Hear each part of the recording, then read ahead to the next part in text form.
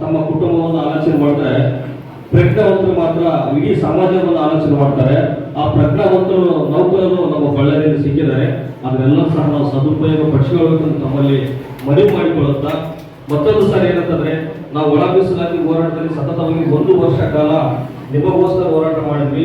ಆ ಹೋರಾಟ ನಿರಂತರವಾಗಿ ಮತ್ತೆ ಮಾಡ್ತೀವಿ. ಆ ಸೌಲಭ್ಯವನ್ನು ನೀವೆಲ್ಲ ಸಹ ಪಡ್ಕೊಳ್ಬೇಕಂತ ಅನ್ಕೊಂಡು ಆ ಬೇರೆ ರಾಜ್ಯದಲ್ಲಿ ಯಾವುದೇ ಸಮಸ್ಯೆಯಲ್ಲಿ ನಾವು ಹೋರಾಟ ಮಾಡಕ್ಕೆ ನಡೀತೀವಿ.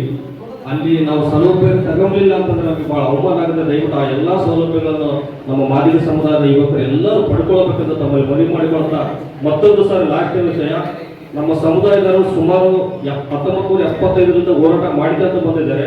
ಹೋರಾಟ ಕೊನೆಗೊಳ್ಳಬೇಕಂತಂದ್ರೆ ಕಾನೂನು ಜಾರಿಯಾಗುವಂತ ಕುರ್ಚಿಯಲ್ಲಿ ನೀವೆಲ್ಲ ಕೂಡಬೇಕು. ಅಲ್ಲಿ ನಮ್ಮ ಹೋರಾಟ ನಿಲ್ಲಾಗುತ್ತೆ. ದಯವಿಟ್ಟು ಎಲ್ಲ ಸಹ ಒಂದು ಉನ್ನತ ಸ್ಥಾನದಲ್ಲಿದ್ದರೆ ಮಾತ್ರ ನಮ್ಮ ಹೋರಾಟ ಅಂತ್ಯ ಆಗುತ್ತೆ.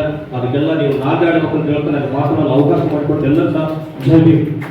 ಅಂತಂದ್ರೆ ಶೇಖರ್ ಮೇಘಲ್ಮನಿ ಅಂತ ಡಿಪ್ಲೊಮಾ ಕಾಲೇಜ್ ಲೆಕ್ಚರ್ ಅವರು ಎಷ್ಟು ಜನ ವಿದ್ಯಾರ್ಥಿಗಳನ್ನ ಬಂದು ಅವರೆಲ್ಲರಿಗೂ ಊಟದ ವ್ಯವಸ್ಥೆಯನ್ನು ಮಾಡಿಸಿರ್ತಕ್ಕಂಥವ್ರು ಇವರು ಜೋರಾಗಿ ಕಪ್ಪಾರೆ.